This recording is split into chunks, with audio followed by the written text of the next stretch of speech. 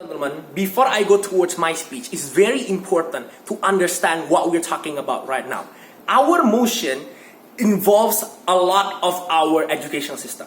And our educational system will relate towards our schools. Now, what is the purpose of schools, ladies and gentlemen?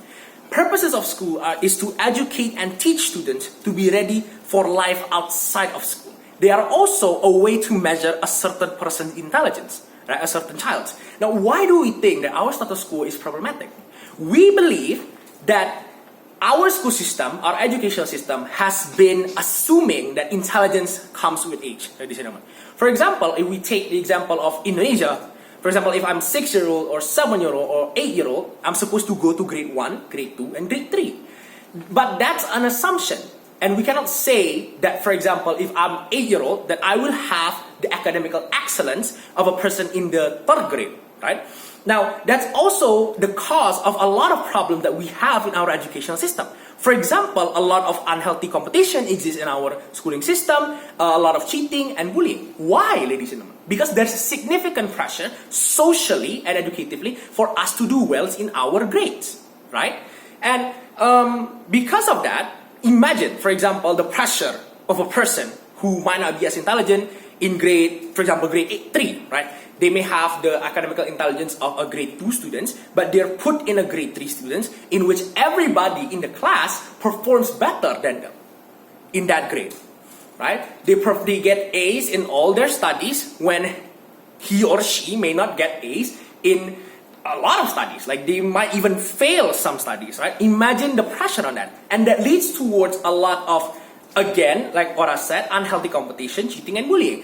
Those people who at first might be good students might actually lead towards, using methods that are not good or morally great to gain those grades.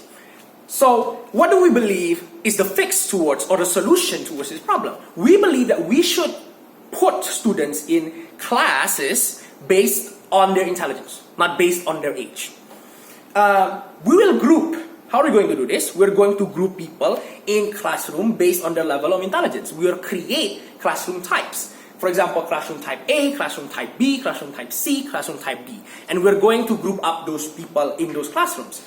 Now, how do we do that? How are we going to measure a certain child's academical abilities? We're going to create a group and we're going to oblige schools to create groups made up of, for example, teachers or maybe chosen members, right, of the school faculty that will measure the child's IQ with IQ tests, for example, and determine their talents and what they like.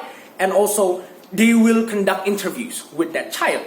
Now, this will allow us to more objectively measure their intelligence, not only academically, but also if they have other potential in other fields. Now, what will we do with that information? This board will give recommendations towards the parents and the students themselves as to what class type they will best suits in. We're not saying that they have to go to that classroom type. We're saying that in the board's opinion, with the support of all the information, that they will be best suited towards a certain type of class.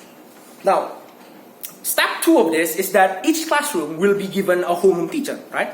And that will help guide those students of a certain class type in their studies. Each class will be given task and assignment based on their type. So it's not going to be uniform. For example, classroom type C might have a different task from classroom type A. So they will have custom study plans. It's also important to say that if you are in a lower classes, for example, if you are in classroom type C, classroom type D, we're not saying that you're dumb. We're not saying that you're stupid. We're just saying that academically, you might not be as highly achieving towards the classroom type A, classroom type B.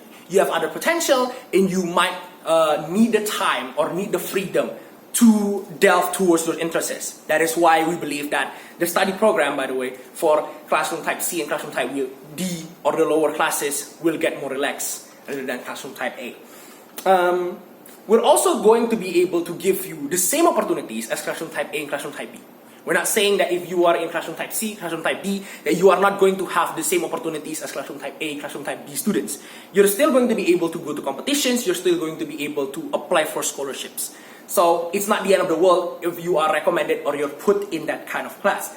Now, how do we expand on this? We expand on this in the end of each period, in the end of each year, for example, study year. Now, if a student is lagging behind, or on the alternative, if they're smarter academically, they achieve more than their classrooms, in which, every other student feels that they have fallen behind from that person, then we will allow them and we will recommend them to go to a higher type of classroom or a lower type of classroom. Now, moving on to my arguments, why do we believe that grouping people by intelligence is better than by age? I would like to emphasize again our status quo. We're not smart people in classroom right now, and smart people in their grades are not essentially smart. They're just smarter in the general aspect of studying, right? They're smart in every field of study, or they might imply means by which they can get grades. So this changes the ultimate purpose of school. It's not about educating anymore. It's about getting better grades in a lot of study areas. So basically, you're in a more general way of thinking. You're not really smart in anything. You're just smart at getting means and getting grades in a lot of study areas. So, some people may not be able to do that. Like, some people have fewer interests, but they're good at it. We're not saying that they're dumb. Again, it's very important to emphasize this. We're saying that we believe that grades should not really define who you are, or that should not be how our education values you, in which, it's valuing you right now. We believe that our schooling system is very, very inflexible right now, and because of our age way or our age basis classrooms, that some people with lower classroom intelligence are seen as dumb in their own grades, even though they might excel in other areas. Now, why is our method better? Because we believe by grouping students by intelligence, there are two things that we can help with. First of all, we will allow younger students that are academically smart, right, to shine and gain the same treatments as people who are in older age. Again, with our ideology that, grades shouldn't really define you, or that some people might be like smart in other areas. If you're smart academically, we're not saying that we're not going to support you. We're going to support you because we will allow you to go to a higher class type. And for a more relaxed person, or a person who is only good in a few things, a more relaxed study plan or a more customized study plan will allow them to have more time and more stress to develop their interests. And we can make people who are better. And we believe that is why that our classroom method is the best way of categorizing people, is the best way to educate people, because we are not defining them only based on their age. We're defining them based on their own merits. We're defining them based on their interests and academic achievements. That is why we believe that the judges should side with us. Thank you very much.